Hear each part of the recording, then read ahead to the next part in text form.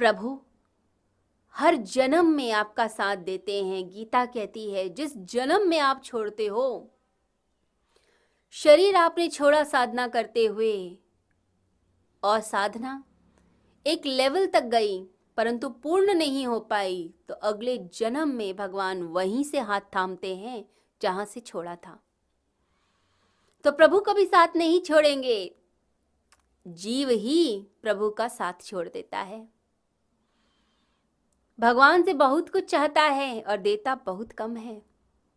प्रार्थना भी नहीं करता, प्रभु का वंदन नहीं करता, परंतु यदि प्रभु की भक्ति की जाए, प्रभु से प्रेम किया जाए और भगवान के श्रीमुख से निकली हुई गीता के वचनों को आत्मसात कर लिया जाए, तो जीवन में एक परिवर्तन आना शुरू होता है। इसलिए गीता में अलग अलग मार्ग बताए हुए हैं आपकी मुक्ति के। जो कर्म की तरफ चलते हैं कर्म योग, जो ज्ञान की तरफ जाते हैं ज्ञान योग, और जो भक्ति की तरफ चलते हैं भक्ति योग। परंतु हर स्थिति में भगवान कहते हैं सर्वधर्मान परित्यज्य मामेकम शरणम व्रज, सब कुछ छोड़कर मेरी शरण प्राप्त करो। भगवान क्यों बोलते हैं? भगवान चाहते हैं कि हम संसार के प्रलोभनों को छोड़कर हम सत्य की तरफ देखें कि हम कौन हैं। हम आत्म तत्व हैं, उस परमात्मा के अंश हैं, उससे अलग कोई सत्ता नहीं। हम उसी परमेश्वर की, उसी सागर की लहरें हैं। लहरें सागर से अलग नहीं होती, हम लहरें हैं सागर की और उसी में लीन हैं।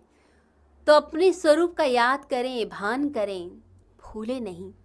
याद कीजिए, परमात्मा से अतिशय प्रेम करें, प्रभु का नाम आपकी ज़बान पर रहे, जिह्वा पर रहे। जो हर समय स्मरण करता है वह भक्ति करता है और अपने आप को मोक्ष की राह पर ले चलता है। विष्णु सहस्त्र नाम का पाठ कीजिए, भोजन से पहले विष्णु सहस्त्र नाम का पाठ, रात्रि में सोने से पहले विष्णु सहस्त्र नाम का पाठ।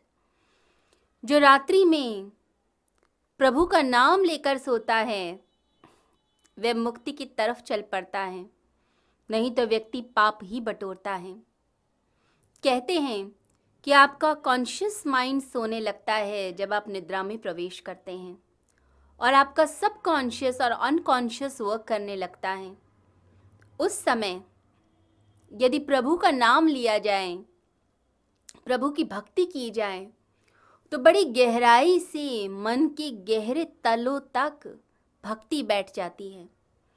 फिर अंत काल में परेशानी नहीं होती, नहीं तो अंत समय भगवान का नाम ही जिह्वा पर नहीं आता।